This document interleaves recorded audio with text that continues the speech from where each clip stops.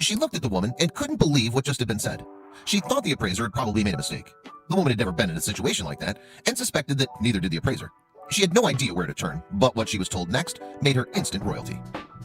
An unidentified Londoner was on her weekly stroll of the Middlesex Hospital Flea Market, west of the city, gliding past different stands. Everything looked pretty old and worn out, and with only a couple of bucks in her pocket, she wanted her purchase to be worth every penny.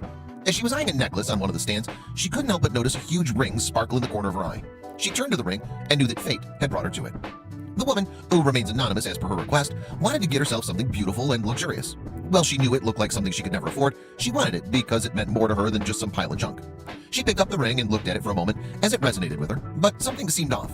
Nevertheless, she felt inexplicably drawn to it. The ring sat on a mount that was of incredible size, the crystal too. The whole piece looked like jewelry from a fairy tale, and the woman knew she had to have it. A piece of jewelry that not only she loved with all her heart, but would serve as a talisman to remind herself that one day, if she worked hard enough, she'd buy a real diamond. Little did she know that everything was about to change. She completed her purchase and spent her last remaining £10, $13, on the incredible piece. From then on, she wore the ring every day, everywhere. Years passed and her talisman was still by her side. Being of humble background, she didn't need much else, so she kept this piece close to her. It made her feel like a princess, even 30 years later. But one day, a strange trip to the grocery store turned her life upside down. On a beautiful afternoon on her way home from work, the Londoner stopped at a nearby grocery store. She grabbed all the stuff she needed and headed to the checkout line. While waiting, she could not help but notice a stranger ogling at her hand. She thought this was very peculiar, but she brushed off her train of thought and continued waiting for her turn. What she didn't know was that the stranger, a mysterious man, was not going to let her out of his sight. The man wouldn't stop gazing at her ring, and the woman was beginning to feel uncomfortable.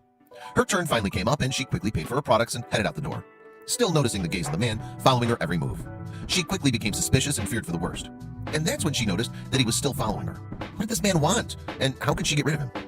The woman quickly walked towards her car, aware that the man was still trailing her. She tried to keep him in her peripheral vision as she tried to lose him in the crowd, but he seemed unshakable. She wondered what he wanted from her, or was she just being paranoid? Then the gap between her and him closed and she felt him right behind her. She spun around to confront him, and then he said something that completely blindsided her. The mystery man had followed her because something about her costume jewelry had caught his eye. And then he asked her something that left her questioning everything. Seeing the panic on her face, and with his greedy eyes never leaving her hand, he quickly asked her if she minded giving him a closer look at her ring. Not appreciating being approached so brazenly by a stranger and suspecting a scam, she rudely brushed him off and hurried away. The woman always had her talisman by her side, but one day she was in such a hurry that she forgot to put it on.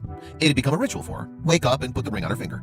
But that day she was frazzled. She was going to be late, and as she hurried to get dressed and out the door, the ring was not on her finger. The ring was so incredibly valuable to her that she got off on the next stop and headed back to her house. I can't believe I left it at home, she thought, and more so after being so paranoid about the man at the grocery store. As she climbed the stairs 2 by 2, she started in her bedroom. Her initial thought was to look for the ring where she'd always kept it. Nothing. It wasn't there. She knew she should have been more careful. Something was off about that man, and her gut feeling told her so too. Eyes widening, breaths ragged and harsh, she turned her bedroom upside down. She could not find her precious costume ring.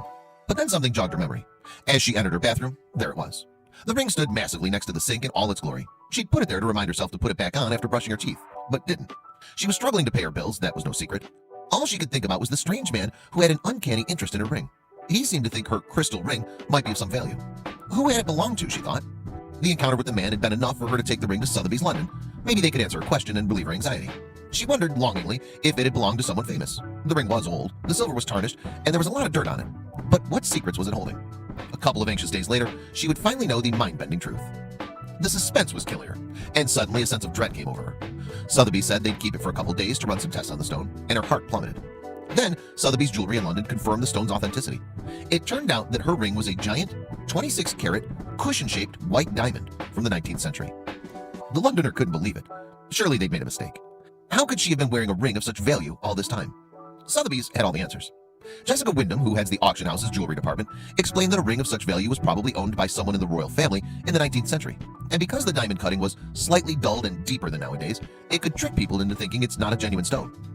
With an old style of cutting, an antique cushion shape, the light doesn't reflect as much as it would from a modern stone cutting. Cutters work to conserve all the weight rather than making it as brilliant as possible. The antique shape and older style had disguised its true brilliance for all these years.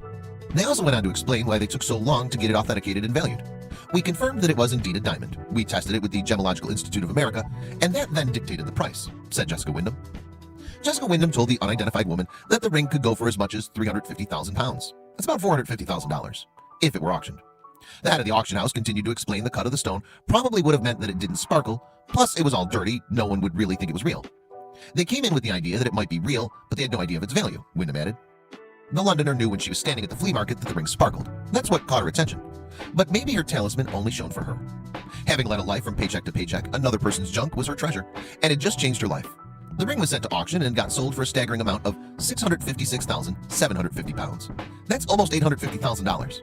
Not only did this great little possessions auction make her life a whole lot easier, but she finally knew that she'd been a princess all along.